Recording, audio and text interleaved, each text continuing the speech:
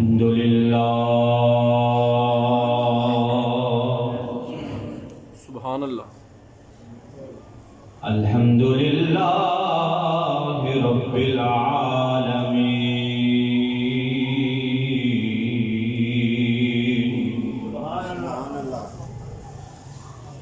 والعاقبۃ للمتقین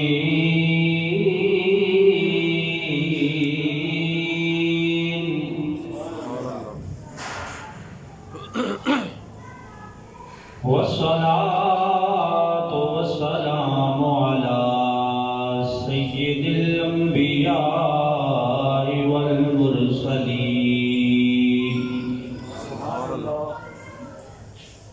وأصحابه الهادين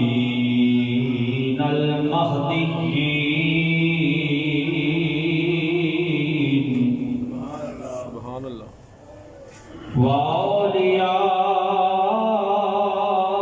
وأوليائه الكاملين وعلماء ملته وأهل سنته أجمعين أما بعد فأعوذ بالله من الشيطان الرجيم بسم الله الرحمن الرحيم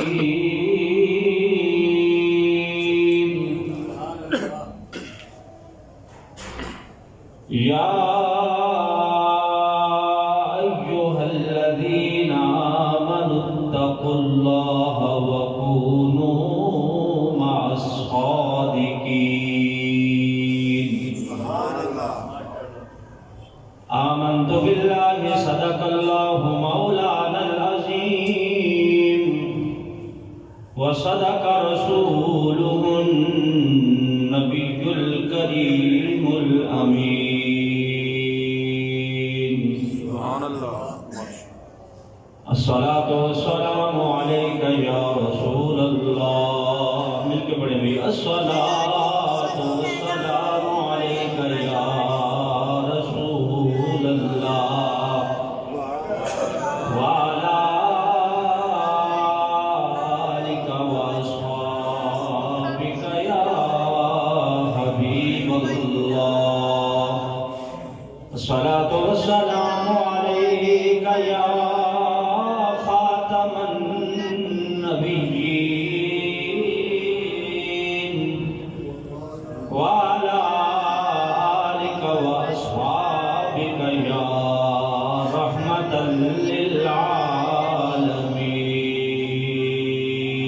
للعالمين سبحان اللہ خدا کے فضل سے ہم پہ ہے سایہ غوث اعظم کا مل کے پڑھیں خدا کے فضل سے ہم پہ ہے سایہ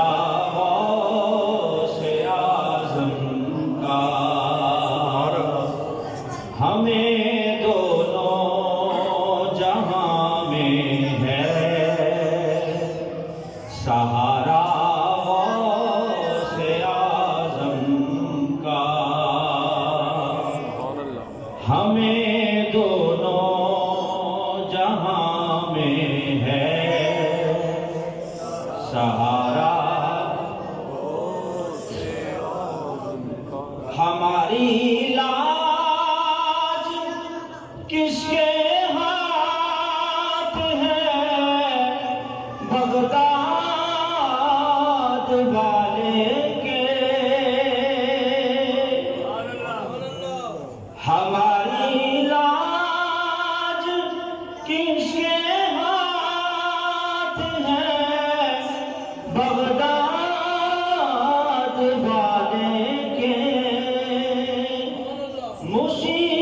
مصیبت ٹال دینا کام کس کا غوث اعظم کا، مل کے پڑھے، مصیبت ٹال دینا کام کس کا غوث اعظم کا، خدا خود قادریوں کو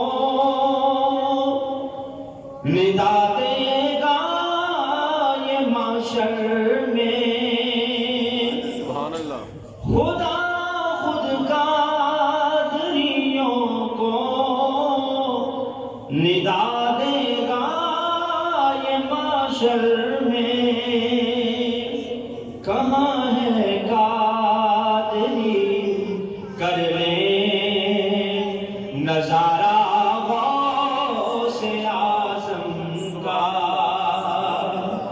خدا کے فضل سے ہم پہ ہے سایہ غوث اعظم کا، ایک دفعہ مل کے پڑھیں، خدا کے فضل سے ہم پہ ہے سایہ غوث اعظم کا، ہمیں دونوں جہاں میں ہے سہارا غوث اعظم کا۔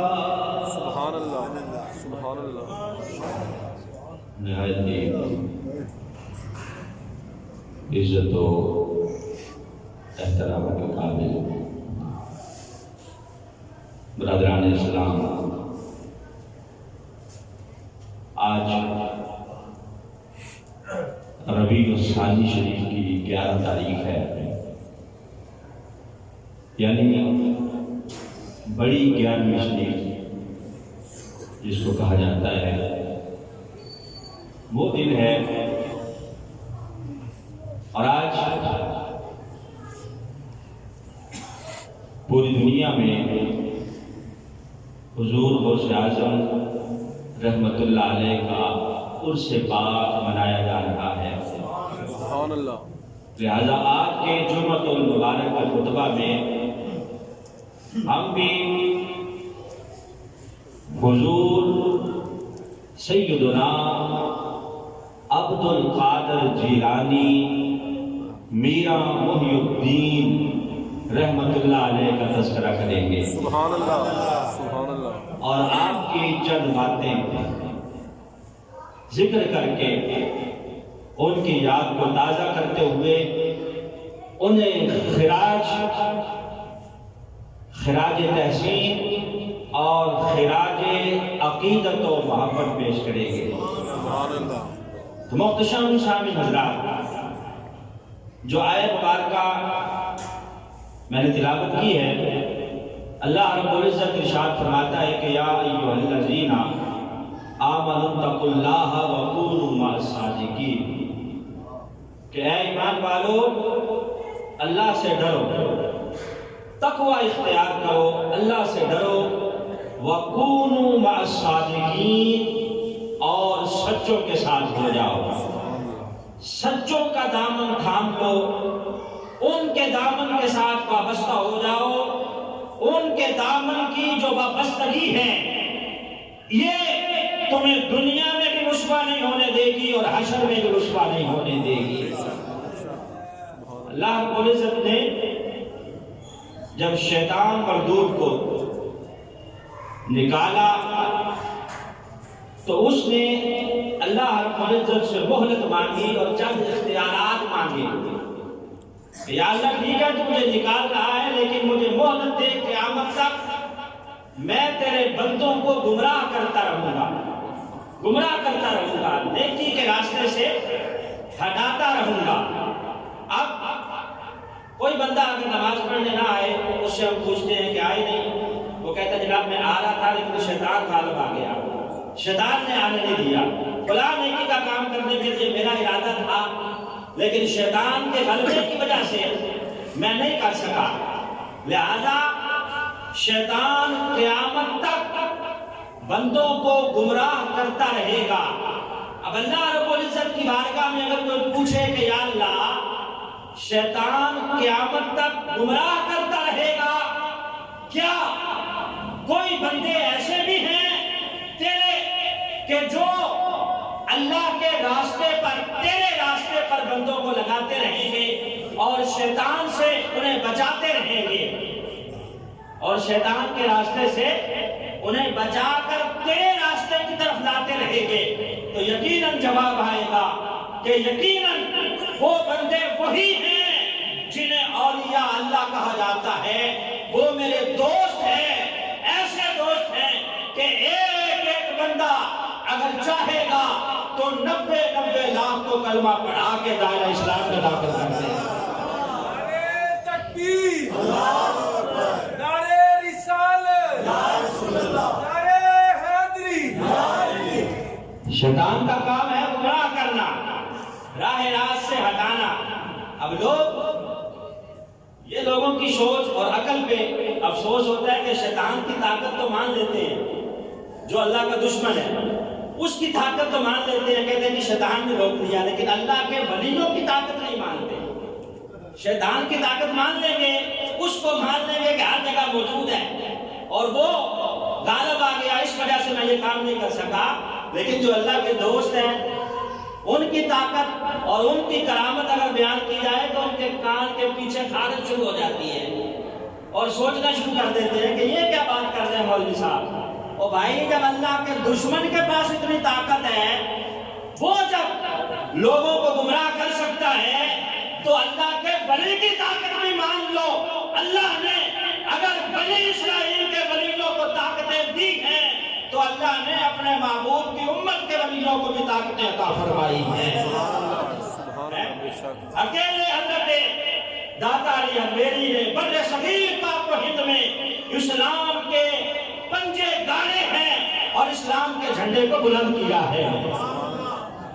ایک ایک ولی نے 90 لاکھ کو کلمہ پڑھایا ہے، اور پھر ولیوں کے امام حضور عبد القادر جیلانی، محبوب سمدانی، غوث اعظم رحمت اللہ علیہ، آپ کا مقام کیا ہے؟ جس گھر میں پیدا ہوئے ہیں باپ بھی اللہ کا ولی ہے اور ماں بھی اللہ کی ولیہ ہے۔ باپ بھی نیک ہے، ماں بھی نیک ہے۔ باپ ابو صالح موسیٰ جنگی دوست اور والدہ ام الخیر فاطمہ، باپ کی طرف سے سلسلہ نسب حضرت امام حسن سے ملتا ہے اور ماں کی طرف سے سلسلہ نسب حضرت امام حسین سے ملتا ہے۔ گویا آپ حسنی بھی ہیں اور حسینی بھی ہیں۔ نجیب الطرفین، ایسا سید جو حسنی بھی ہو اور حسینی بھی ہو، باپ کی طرف سے بھی اور ماں کی طرف سے بھی، اس سید کو نجیب الطرفین کہا جاتا ہے۔ جب ماں بھی اللہ کی ولیہ ہو، باپ بھی اللہ کا ولی ہو، تو جو بچہ پیدا ہوتا ہے یقیناً اسے عبد القادر جیلانی کہا جاتا ہے۔ ولیوں کا خاندان، نانا بھی ولی ہے، مجیب الدعوات ہے، جو دعا مانگتا ہے اللہ قبول فرما لیتا ہے۔ اور پھر پھپھی جان سیدہ عائشہ رحمت اللہ علیہ، حضرت غوث اعظم کی پھپھی جان ہے۔ یہ ایسی اللہ کی ولیہ ہیں، بارش نہیں ہو رہی جہاں یہ رہتی ہے، قحط سالی ہے، بارش نہیں ہو رہی۔ لوگوں نے سوچا کہ چلو سید زادی ہیں سیدہ عائشہ، ان کے پاس چلتے ہیں، جا کے ان سے دعا کرواتے ہیں کہ اللہ رحمت کی بارش نازل فرمائے۔ یہ حضور غوث اعظم رحمت اللہ علیہ کی پھپھی ہیں، ان کا ذرا کمال دیکھیے اور ولایت میں ان کا مقام دیکھیے۔ لوگ اکٹھے ہو کر آ گئے، اماں جان دعا کریں اللہ بارش کا نزول فرمائے۔ حضرت عائشہ رحمت اللہ علیہ، آپ نے لوگوں کی بات سنی اور سن کر گھر کے صحن میں جھاڑو دینا شروع کر دیا۔ جھاڑو دی جا رہی ہے، لوگ کہہ رہے ہیں بھی ہم نے کہا دعا کرو اور آپ جھاڑو دینا شروع ہو گئی ہو۔ جھاڑو جب دے چکی، سائڈ پہ رکھ کے کہا یا اللہ صفائی میں نے کر دی ہے، اب چھڑکاؤ تو کر دے۔ جھاڑو میں نے دے دیا ہے کچے فرش پہ، اب چھڑکاؤ تو کر دے۔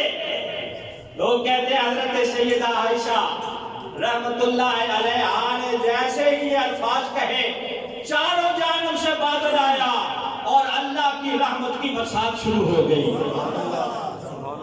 ولیوں کا خاندان، مجیب الدعوات، حضرت غوث اعظم رحمت اللہ علیہ، جس رات آپ کی ولادت ہونا تھی، والد گرامی کہتے ہیں رات کو نبی پاک خواب میں تشریف لائے۔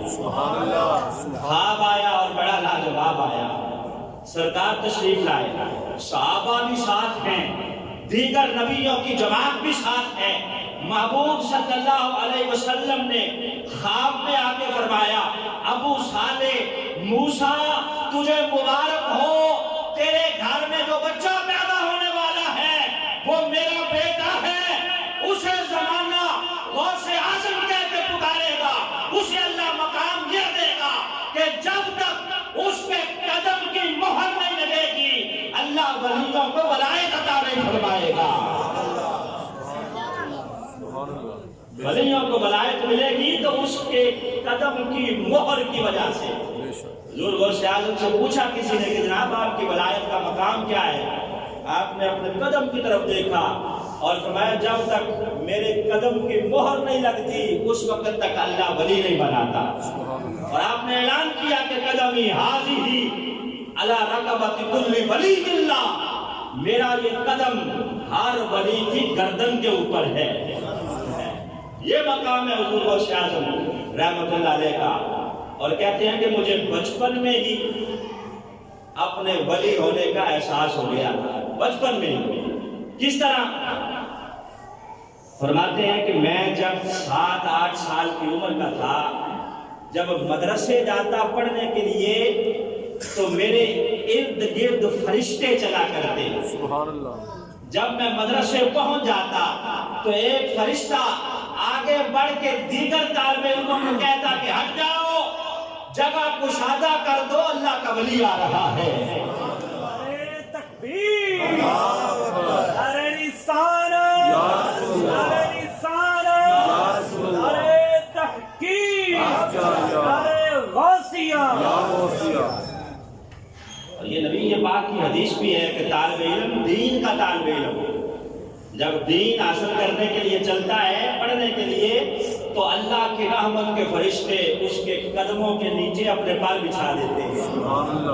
یہ الگ بات ہے کہ آج کل کا طالب علم ان فرشتوں کو دیکھ نہیں پاتا۔ حضور غوث اعظم رحمت اللہ علیہ کا مقام یہ تھا، فرماتے 7 فرشتے چلا کرتے اور جب میں پہنچتا میرے لیے جگہ کشادہ کروائی جاتی اور مجھے بٹھایا جاتا۔ لوگ کہتے ہٹ جاؤ، عبد القادر آ رہا ہے، یہ کوئی عام بندہ نہیں ہے، یہ اللہ کا ولی ہے۔ حضور غوث اعظم رحمت اللہ علیہ آپ نے لوگوں کی تعلیم و تربیت کی۔ تعلیم و تربیت اس لحاظ سے کی کہ 40 سال تک آپ نے خطابت کی ہے، لوگوں کو راہ راست پر لانے کے لیے آپ نے واعظ و نصیحت کیا ہے 40 سال تک، اور 30 سال تک مدرسہ کی مسجد پہ بیٹھ کے آپ پڑھاتے رہے ہیں۔ آپ بغداد کی جامع مسجد کے خطیب بھی تھے اور مدرسہ نظامیہ کے پرنسپل بھی تھے، ایک ادارے کے ہیڈ بھی تھے، پرنسپل مدرسہ نظامیہ جو اس وقت کی مشہور اسلامیہ یونیورسٹی تھی بغداد کے اندر، اس کے پرنسپل کا نام تھا عبد القادر جیلانی رحمت اللہ علیہ۔ ولی وہ ہوتا ہے جو علم دین پڑھتا بھی ہے اور پڑھاتا بھی ہے۔ یہ نہیں کہ اس کو خود کو پتہ نہیں ہے کہ نماز کے فرائض کتنے ہیں اور لوگوں کو گمراہ کرتا پھر رہا ہے۔ نہیں، ولی وہ ہے جو درس قرآن دیتا ہے، لوگوں کی ہدایت کرتا ہے اور انہیں راہ راست پہ لاتا ہے۔ حضرت غوث اعظم رحمت اللہ علیہ نے اس طرح دین کا کام کیا ہے جس طرح مزدور مزدوری کیا کرتا ہے، مزدوروں کی طرح آپ نے دین کا کام کیا۔ مزدور اگر کہیں سے دیہڑی لگا کے آئے اور شام کو اگر اسے کام مل جائے، کوئی ٹھیکہ مل جائے تھوڑا بہت 300-400 روپے کا، تو وہ بھی پکڑ لیتا ہے کہ کوئی بات نہیں، عید نزدیک ہے، بچوں کے کپڑے لینے ہیں یا دیگر معاملات ہیں۔ تو حضور غوث اعظم آپ کا بھی یہی حال تھا، آپ صبح فجر کے بعد فقہ کا درس دیتے، فقہ پڑھاتے، ظہر کے بعد نبی پاک کی حدیث پڑھاتے، اور اسی طرح عصر کے بعد قرآن پاک کی تفسیر پڑھاتے، عشاء کے بعد مجمع اکٹھا ہو جاتا، آپ پورے مجمع کو واضح نصیحت فرماتے اور خطاب کیا کرتے، اور آپ کی مجلس واعظ کا یہ نظارہ ہوا کرتا کہ لوگ عش عش کرتے، سینے گریبان چاک کر لیتے اور توبہ توبہ کرتے، آپ کی مجلس واعظ سے جنازے اٹھا کرتے۔ یہ عالم کا مجلس واعظ۔ شروع میں آپ کتاب نہیں کرتے تھے، شروع میں آپ تقریر نہیں کرتے تھے، واعظ نہیں کرتے تھے۔ ایک دن نبی پاک صلی اللہ علیہ وسلم خواب میں تشریف لائے، سبحان اللہ۔ میں بیٹا عبدالقادر تقریر کیوں نہیں کرتے، واعظ کیوں نہیں کرتے؟ کہا حضور میں اجمی ہوں اور یہ لوگ عربی ہیں، میری زبان میں اتنی فصاحت نہیں ہے، لکنت ہے، میری زبان میں اتنی فصاحت و بلاغت نہیں ہے کہ میں ان کے سامنے خطاب کروں۔ نبی پاک صلی اللہ علیہ وسلم نے ارشاد فرمایا بیٹا منہ کھولو۔ حضرت عبدالقادر جیلانی فرماتے ہیں میں نے منہ کھولا، نبی پاک نے 7 مرتبہ اپنا لعاب دہن میرے منہ میں ڈال دیا، 7 مرتبہ لعاب دہن ڈالا۔ میں بیٹا باز کیا کرو۔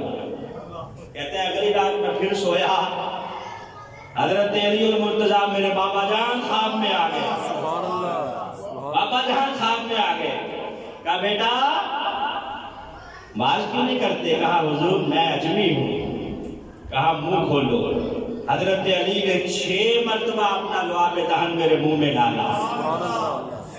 میں نے کہا نبی پاک نے تو 7 مرتبہ ڈالا، آپ نے 6 مرتبہ کیوں؟ تو حضرت علی نے کیا جواب دیا؟ کہا سنو بیٹا عبدالقادر، ہم نبی پاک کی برابری نہیں کرتے، ہم نبی پاک کی برابری نہیں کرتے۔ ادب کی وجہ سے میں نے 6 مرتبہ ڈالا ہے، تو صحابی تو خواب میں آ کے بھی کہے کہ ہم رسول اللہ کی برابری نہیں کرتے، تف ہے آج کے اس ملا پہ جو کہتا ہے کہ میں نبی کی طرح ہوں، نبی میری طرح ہے۔ صحابی جب نبی پاک کے برابر نہیں ہے تو وہابی کہاں سے ہو سکتا ہے؟ جب صحابی خواب میں آ کے کہتا ہے کہ میں نبی پاک کی برابری نہیں کرتا، اور صحابی بھی کون؟ حضرت علی المرتضیٰ۔ بیٹا ہم نبی پاک کی برابری نہیں کرتے، لِأَدَبِ رسول اللہ، رسول اللہ کے ادب کی وجہ سے میں نے 6 مرتبہ لعاب دہن ڈالا ہے۔ اب جب لعاب دہن ڈال دیا تو اب آپ جب واعظ فرماتے، کہتے ہیں جس مسجد میں واعظ کرتا تھا وہ مسجد چھوٹی تھی، اللہ نے اب زبان میں اتنی تاثیر پیدا کی کہ مسجد کو وسیع کرنا پڑ گیا۔ لوگوں کا جمع غفیر ہے، بغداد کی جامعہ مسجد میں مجمع کو منتقل کرنا پڑا۔ کہتے ہیں لوگ وہاں بھی نہیں سماتے تھے، پھر بغداد کی عیدگاہ کے اندر میں خطاب کرنے لگا، جمعہ پڑھانے لگا، واعظ و نصیحت کرنے لگا۔ کہتے ہیں جب مجمع وہاں بھی پورا نہ آیا تو صحراؤں میں نے مجمع گاڑ دیے، صحراؤں کے اندر خیمے لگا دیے، اور مجمع کا عالم یہ ہوتا کہ 70,000 سے زیادہ کا مجمع ہوتا، اور آواز میں اتنی تیزی ہوتی کہ جس طرح پہلا بندہ سن رہا ہوتا اسی طرح آخری بندہ سن رہا ہوتا۔ سبحان اللہ، تکبیر، اللہ اکبر، نعرہ رسالت، یا رسول اللہ، نعرہ حیدری، سبحان اللہ۔ جس طرح پہلا بندہ خطاب سن رہا ہوتا، آواز جس طرح اس کو پہنچتی بغیر سپیکر کے، بغیر ان کو ساؤنڈ کے، 10-10 15-15 ڈبے لگا کر درس قرآن دینے والے جانوروں سنو سنو، رسول اللہ کے غلام کا عالم یہ ہے کہ بغیر سپیکر کے خطاب کرتے ہیں، پہلا بندہ بھی سنتا ہے، آخری بندہ بھی سنتا ہے۔ رسول اللہ کی برابری بعد میں کرنا، پہلے غلام کی برابری تو کرو ہے. یہ شان ہے خدمت گاروں کی سرکار کا عالم کیا ہوگا. بلند آواز سے پڑھیں. یہ شان ہے خدمت گاروں کی سرکار کا عالم کیا ہوگا. ہر کوئی فدا ہے بن دیکھے دیدار کا عالم کیا ہوگا. یہ شان ہے خدمت گاروں کی سرکار کا عالم. اور جس وقت تھے خدمت میں ان کی بوبکر عمر عثمان و علی، اس وقت محمد عربی کے دربار کا عالم کیا ہوگا. اس وقت محمد عربی کے دربار کا عالم کیا ہوگا. یہ شان ہے خدمت گاروں کی سرکار کا عالم کیا ہوگا. نعرہ تکبیر، نعرہ رسالت، نعرہ حیدری. یہ حضور غوث اعظم کی کرامت تھی. کرامت کہ پہلا بندہ بھی سن رہا ہے، 70,000واں بندہ بھی اسی طرح آواز کو سن رہا ہے. کرامت کی بات آئے تو لوگ کہتے ہیں یہ بات سمجھ میں نہیں آئی. کرامت والی بات سمجھ. حضور غوث اعظم آپ خطاب کر رہے ہیں، درس دے رہے ہیں، طالب علم بیٹھے ہیں، اچانک آپ نے یوں آ کے ہاتھ بڑھایا. ہاتھ بڑھایا جب پیچھے کیا تو سارا ہاتھ پانی سے بھیگا ہوا. سامنے جو طالب علم بیٹھے ہیں وہ کہہ رہے ہیں جناب یہ کیا کیا آپ نے. چپ کرو، درس سنو. درس چلتا رہا. تھوڑی دیر کے بعد ایک قافلہ آ گیا. ایک قافلہ سارا پانی میں بھیگا ہوا ہے. کہتے ہیں حضور آج تو آپ نے بڑی کرم نوازی کی ہے. کیا کہا جناب ہمارا جہاز، ہماری کشتی پانی میں ڈوب رہی تھی. ہم نے وہاں سے کہا یا شیخ عبد القادر جیلانی شیخ اللہ، ہم نے وہاں سے پکارا ہے. آپ نے ہاتھ بڑھا کے ہماری کشتی کو کنارے لگا دیا ہے.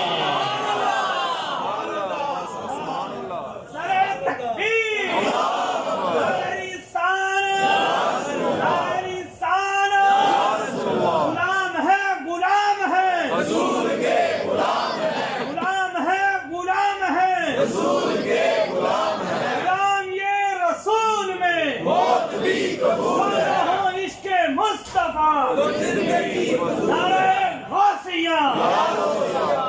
جن کا ہاضمہ درست نہیں ہم کو یہ بات ہضم نہیں ہوگی. یہ کیسے ہاتھ بڑھایا اور کہاں سے. قرآن نہیں پڑھتے، سورہ نمل پڑھو. حضرت سلیمان کا ایک امتی ہے، ملکہ بلقیس کا تخت لانا ہے. کون لائے گا؟ جن کھڑا ہوا جناب میں آؤں گا. کہا کتنی دیر لگے گی؟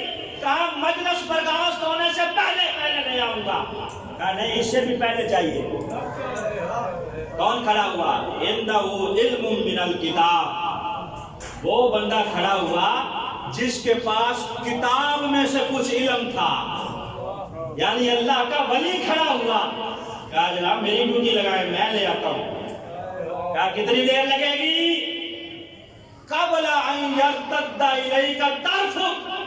کہا حضور آپ کی آنکھ جھپکنے سے پہلے لے آؤں گا. آنکھ جھپکنے سے پہلے. صرف دعویٰ نے کیا، رب کعبہ کی قسم ہے بنی اسرائیل کے اس ولی نے 80 گز لمبا 80 گز چوڑا تخت آنکھ جھپکنے سے پہلے حاضر کیا. جب پوچھا کیسے لائے ہو؟ کہا ھذا من فضل ربی، یہ سارا میرے رب کا فضل ہے. نعرہ تکبیر، نعرہ رسالت، نعرہ حیدری. غلام ہے، غلام ہے، حضور کے غلام ہیں. ھذا من فضل ربی، یہ میرے رب کا فضل ہے، میرا کمال کوئی نہیں. سبحان اللہ. تو جس کے اوپر تو اللہ کا فضل ہو، خالی اللہ کا فضل ہو، اس کا حال یہ ہے.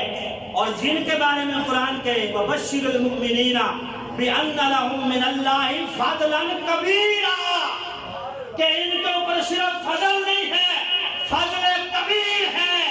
اللہ کے محبوب کے جو غلام ہیں اور جو امتی ہیں، جو ولی ہیں، صرف اللہ کا فضل نہیں ہے بلکہ اللہ نے انہیں فضل کبیر عطا کیا ہے۔ فضلاً کبیرا۔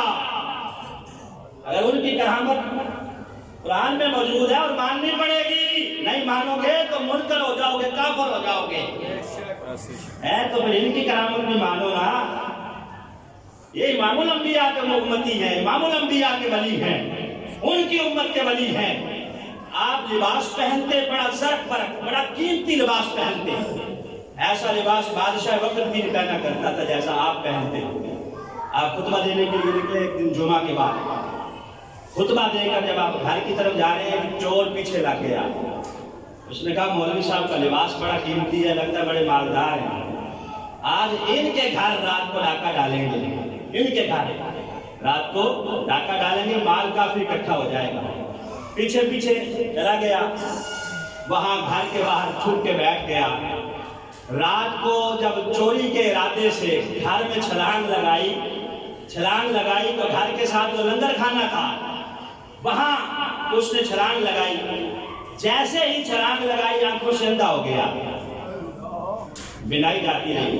اب جو پیدائشی نابینا ہو اس کو تو اندازہ ہوتا ہے راستوں کو آگے کیا کرنا ہے، کدھر جانا ہے، تو اچانک ہو جائے اب وہ تو بڑا پریشان ہوا کہ بنے گا کیا، ادھر ادھر پھر رہا ہے۔ ادھر لنگر کھانے میں جو آپ کے مرید تھے ان کے ہاتھ میں چڑھ گیا، انہوں نے خوب تربت بنائی۔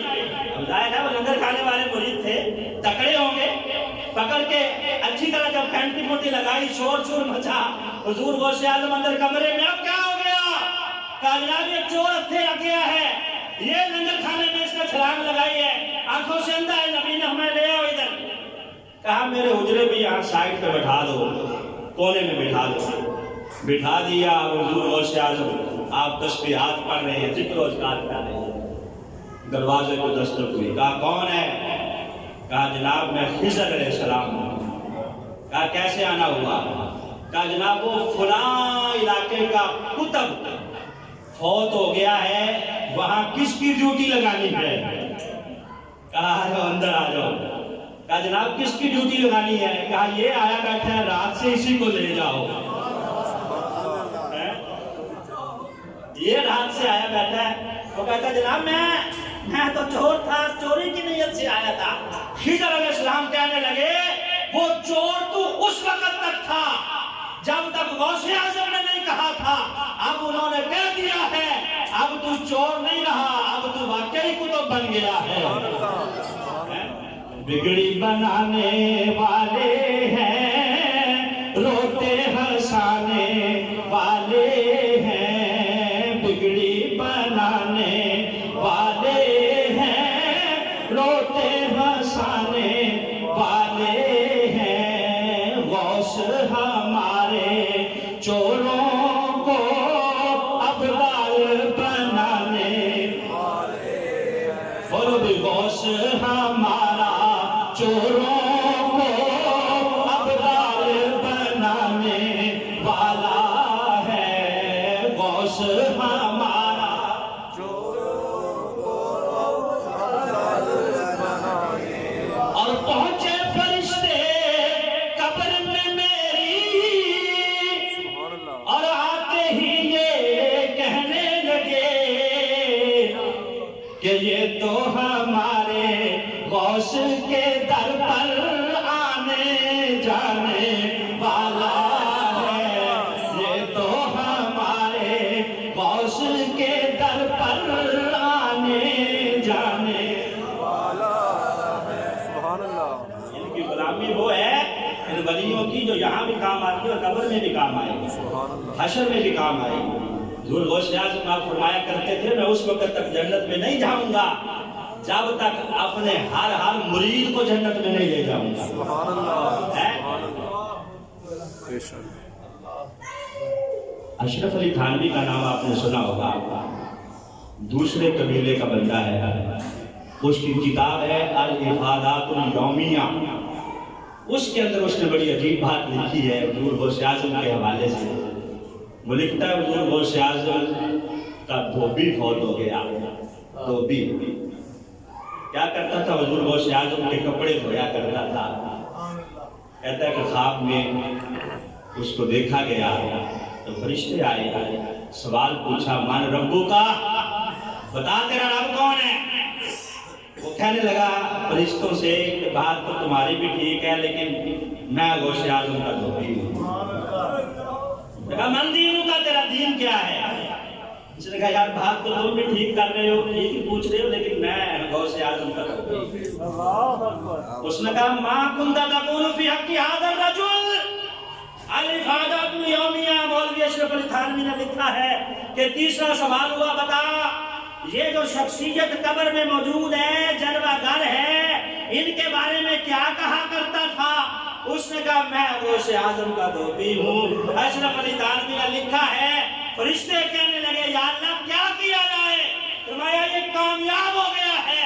مطلب یہ ہے کہ یہ غوث اعظم کا دھوبی ہے، جو رب غوث اعظم کا تھا وہی اس کا ہے، جو دین غوث اعظم کا تھا وہی اس کا ہے، اور جو نبی پاک کے بارے میں غوث اعظم کہتے تھے وہی یہ کہتا ہے، لہذا اس کو چھوڑ دیا جائے، یہ کامیاب ہو گیا ہے. بڑی بے باک زندگی گزاری حضور غوث اعظم رحمۃ اللہ علیہ. دلیرانہ جرأت والی ہے. آپ بیٹھے ہیں، وقت کا بادشاہ آ گیا ملنے کے لیے، اور وہ راستے میں سوچتا ہوا آ رہا ہے کہ اگر مجھے سیب کھلائیں گے، سیب کا موسم نہیں ہے، میں مان جاؤں گا کہ واقعی اللہ کے ولی ہے. اور اس نے 2 تھیلیاں بھی پکڑ لی اشرفیوں سے بھری ہوئی کہ یہ دوں گا میرے ہاتھ میں نرم ہو جائیں گے. اب آ گیا وقت کا بادشاہ، حضور غوث اعظم بیٹھے ہیں. کہا ہاں بھائی سیب کھانے ہیں؟ کہا. آپ نے یوں ہاتھ کیا، 2 سیب آپ کے ہاتھ میں آ گیا. ایک آپ نے اپنے ہاتھ میں رکھا، ایک اس کو دیا، چھری دی کہ پکڑو کاٹو اور کھاؤ. اس نے کاٹ کے جب کھانا شروع کیا تو فوراً تھوک دیا. کہا کیا بات ہے، کڑوا ہے؟ کہا جی جناب کڑوا ہے. آپ نے پھر اپنے ہاتھ میں جو تھا وہ کاٹ کے دیا، کہا یہ کھاؤ. وہ کھایا تو کہا جناب یہ تو میٹھا ہے. کہا میٹھا وہ بھی تھا، ظالم کے ہاتھ لگے ہیں تو کڑوا ہو گیا ہے. حق بات بادشاہ کے منہ پہ بھی. کہا وہ بھی میٹھا ہی تھا، کچھ ظالم بادشاہ کے ہاتھ لگنے کی وجہ سے کڑوا ہو گیا ہے. کہا اچھا. کہا ولیوں کی ولایت کو سیبوں سے ناپا نہیں جاتا، تو یہ سوچ کے آیا ہے کہ سیب کھلائے گا تو میں ولی مان لوں گا. کہا جناب غلطی ہو گئی، یہ 2 تھیلیاں ہیں اشرفیوں کی، یہ میری طرف سے نذرانہ قبول کر، میں لے جاؤں، مجھے نہیں چاہیے. پھر کہا رکھ لو. کہا لے جاؤ. بار بار کہنے لگا جناب رکھ لو. کہا نہیں چاہیے. کہا اپنا لباس دیکھ اور میرا دیکھ، تو بادشاہ ہے، تیرا لباس اتنا قیمتی نہیں ہے جتنا میں نے قیمتی پہنا ہوا ہے. لے جائیے اشرفیوں کو، مجھے ضرورت نہیں. کہا جناب رکھ لو. جب اس نے بار بار زور لگایا تو آپ نے وہ تھیلیاں پکڑی اور پکڑ کے یوں انہیں نچوڑا. جب نچوڑا تو ان سے خون ٹپکنے لگا. کہا لوگوں کا خون نچوڑ کے مجھے نذرانہ دینے آ گیا ہے؟ اٹھا، مجھے نہیں چاہیے، لے جا. مجھے اگر اللہ کے نبی کی شریعت کا پاس نہ ہوتا تو ان کو اتنا نچوڑتا کہ خون بہتا ہوا تیرے محل تک پہنچ جاتا. لوگوں کا خون نچوڑ کر حرام کمائی سے مجھے نذرانہ دینے آ گیا. آج کل بھی پیر صاحب پوچھتے ہیں کہ کہاں سے لائے ہو؟ فیکٹری کے مالک سے کبھی پیر صاحب نے پوچھا ہے کہ جناب یہ جو لائے ہو نذرانہ، ملازموں کے ساتھ کیا سلوک کرتے ہو؟ حلال کا ہے یا حرام کا ہے؟ نہیں، دونوں ہاتھوں سے وصول کر کر کے جیب میں بھرتے ہیں. آج کل تو بس پیری مریدی ایک دکانداری ہے، اللہ ماشاءاللہ کوئی 1-2 ہوں گے آج کل کے دور میں بھی جو جن کی وجہ سے آج کی دنیا قائم ہے. اللہ کے ولی موجود ہیں لیکن زیادہ تر حالات یہ ہی ہیں کہ دکانداری. حضور غوث اعظم نے لے جا، مجھے ان کی ضرورت نہیں ہے. آپ جمعہ کا خطبہ ارشاد فرمانے کے لیے ممبر پہ چڑھے. کسی نے کہا کہ جناب کان میں کہا کہ بادشاہ وقت نے بڑا ظالم گورنر بغداد میں مقرر کر دیا ہے. آپ جب خطبہ دینے کے لیے کھڑے ہوئے تو اعلان کیا کہ بادشاہ تک میرا پیغام پہنچا دو کہ جمعہ ختم ہونے سے پہلے گورنر بدل دے، ورنہ میرا نام عبد القادر ہے، میں خود بدل دوں گا. میں خود بدل دوں گا. جمعے کی نماز پڑھائی تو بادشاہ دروازے پہ جناب بدل دیا ہے. غلطی ہو گئی تھی جناب, ناراض نہ ہو, ہم نے گورنر بدل دیا ہے. تو یہ اللہ کے ولی ہیں. بادشاہ وقت کو بھی للکارتے ہیں تو کسی قسم کی ہچکچاہٹ محسوس نہیں کرتے. رب کعبہ کی قسم ہے, آج صدیوں بعد ان ولیوں کی یاد تازہ اگر کروائی ہے کسی نے تو ویل چیئر پر بیٹھے ہوئے بابا خالد حسین رضوی نے یاد کروایا. ختم نبوت زندہ باد, ختم نبوت زندہ باد, زندہ باد. لبیک یا رسول اللہ,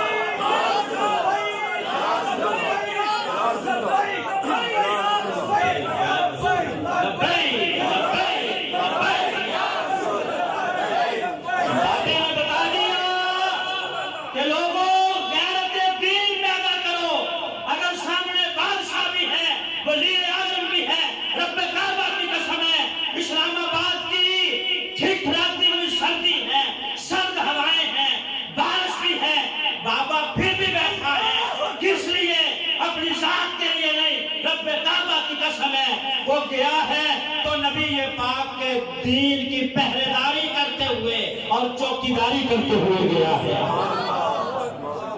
ختم نبوت پہ جو پہرا باب خادم رضوی نے دیا ہے, خدا کی قسم ہے کوئی دے ہی نہیں سکتا. ناموس رسالت کے لیے اور پچھلی حکومت کے دور میں جو ختم نبوت کا حلف نامہ چینج کیا جا رہا تھا, اس وقت جب ساری مذہبی پارٹیاں حکومت کی گود میں بیٹھی تھی کیونکہ انہوں نے ووٹ دیا ہوا تھا, اس وقت بھی اگر کوئی بابا نکلا تھا تو بابا خادم رضوی نکلا تھا اور استعفیٰ لے کے واپس آیا تھا. اس وقت کے اس وزیر کا استعفیٰ لے کے واپس آیا تھا. کہتے تھے لوگ کہ بابا بڑا سخت ہے, بڑی سخت زبانی کر جاتا ہے. تو بابا جی کہا کرتے تھے کہ میں سخت ضرور ہوں لیکن میں اپنے باپ کے لیے سخت نہیں ہوں, میں اپنی ماں کے لیے سخت نہیں. مجھے کوئی گالی دے, میرے باپ کو دے, کوئی بات نہیں, لیکن رسول اللہ کی اگر بات ہوگی تو پھر چوں چاں نہیں ہوگا بلکہ پھر بات یوں ہوگی. آپ یوں اسپیکر اٹھا کے کہتے تھے کہ پھر بات یوں ہوگی, ڈنکے کی چوٹ میں بات کی جائے گی. خدا کی قسم ہے, خدا کی قسم ہے, مسلمان گناہگار ہو سکتا ہے, گناہگار ہو سکتا ہے, اعمال میں کمی ہو سکتی ہے, لیکن رسول اللہ کی محبت جو دلوں میں ہے صدیاں گزر جانے کے بعد آج بھی وہ اسی طرح موجود ہے جو قرون اولیٰ کے مسلمانوں کے دلوں میں موجود تھی. اسی لیے نبی پاک نے فرمایا تھا, میرے صحابہ تمہارے لیے ایک ایک مرتبہ مبارک ہو, لیکن جو صدیوں بعد میرے غلام آئیں گے انہیں میں 7 مرتبہ مبارکباد دیتا ہوں. کہا کیوں؟ کہا انہوں نے مجھے دیکھا نہیں ہوگا پھر بھی میرے اوپر اپنی گردنیں قربان کر دیں گے. تکبیر, نعرہ رسالت, نعرہ حیدری, نعرہ ختم نبوت زندہ باد, نعرہ ختم نبوت زندہ باد. بابا جی فرماتے تھے کہ ہم نے تو گردنیں رکھی نہیں رسول اللہ کے لیے, یہ جو سر ہم نے رکھے ہوئے نا دھڑ کے اوپر, خدا کی قسم ہے رسول اللہ کی عزت کے لیے, حرمت کے لیے. اگر کوئی نبی پاک صلی اللہ علیہ وسلم کی ناموس پہ بھونکے گا تو سرکار دو عالم صلی اللہ علیہ وسلم فیصلہ سنا کے گئے ہیں, من سب نبیًا فاقتلوہ, جو تمہارے نبی کو بھونکے اس کو کاٹ کے رکھ دینا, ایک لمحہ بھی تاخیر نہ کرنا. من سب نبیًا فاقتلوہ, جو تمہارے نبی کو گالی دے اس کا ایک ہی انجام ہے کہ اس کا سر تن سے جدا کر کے رکھ دینا. من سب نبیًا فاقتلوہ, رسول اللہ کی حدیث ہے. تم اپنے قانون کے پابند ہو کہ نہیں قانون ہاتھ میں نہیں لینا چاہیے, اگر قانون حرکت میں نہیں آئے گا تو پھر غلام قانون ہاتھ میں لیں گے. اور نبی پاک صلی اللہ علیہ وسلم کی ناموس میں پہرا دینا اگر یہ جرم ہے تو یہ جرم قیامت تک غلام کرتے رہیں گے. انہوں نے جیل کے اندر ڈال کے بھی بابا جی کو دیکھ لیا 6 مہینے بغیر کسی جرم کے اس معذور بابے کو جیل کے اندر ٹاٹ کے اوپر بٹھائے رکھا. मजदूरी की हालत में जेल का एक दिन गुजारना भी बड़ा मुश्किल है। क्यों काजी साहब, मैं और खाली साहब गुजार के आए हैं 4 दिन। हमने भी हजरत यूसुफ अलैहिस्सलाम की सुन्नत जिंदा की अल्हम्दुलिल्लाह। 4 दिन हमने भी वो 8 बाय 8 की कोठरी, वो पिंजरा, और उसके अंदर 5-6 बंदे हमें इन्होंने उसके अंदर रखा हुआ था, और उसी के अंदर एक कोने में छोटा सा बाथरूम होता है। खुदा न किसी को ले जाए वहां, लेकिन बाबा जी कहते हैं कि वहां पर एक 10 मिनट गुजारना मुश्किल था, लेकिन मैं 6 महीने बैठा रहा रसूलुल्लाह सल्लल्लाहु अलैहि वसल्लम की नामूस के लिए। तो जिसने नबी पाक की नामूस की चौकीदारी की और पहरेदारी की है, फिर अल्लाह ने इज्जतें कैसे अता फरमाई है। देखा है ना आपने जनाजा है, आशिक का जनाजा है, जरा घूम से निकले, महबूब के पूछे से जरा घूम के निकले। है पाकिस्तान की तारीख में सबसे बड़ा जनाजा, सबसे बड़ा जनाजा है। और खुदा की कसम है, जब हम गए वहां 10 बजे से पहले पहुंच गए, और 1:45 बजे तक लोग इंतजार करते रहे, ताखीर हुई, लेकिन फिर भी लोग खड़े हैं। जहां तक नजर जाती है शादरे तक, और इधर बाबा जी की ऐशगाह तक लोग ही लोग हैं, और पूरा मीनार पाकिस्तान भरा हुआ है। किस लिए? ये जनाजे बड़े माल की वजह से नहीं होते, रब्बे काबा की कसम है, बड़े जनाजे हुक्मरानों के नहीं होते, बड़े जनाजे वजीर आजम बनने की वजह से नहीं होते। जनाजा अगर बड़ा होता है तो नबी ये पाक की गुलामी की वजह से होता है। खत्मे नबूवत जिंदाबाद, जिंदाबाद, खत्मे नबूवत जिंदाबाद, जिंदाबाद, खत्मे नबूवत जिंदाबाद, जिंदाबाद। बाबा जी फरमाया करते थे कि इतना काम तो दीन के लिए करके जाओ कि जब रूह मेरे पैराहने खाकी से निकले, रोजे से आवाज आए, वो देखो मेरा गुलाम आया। बात खुदा या अल्हम्दुलिल्लाह।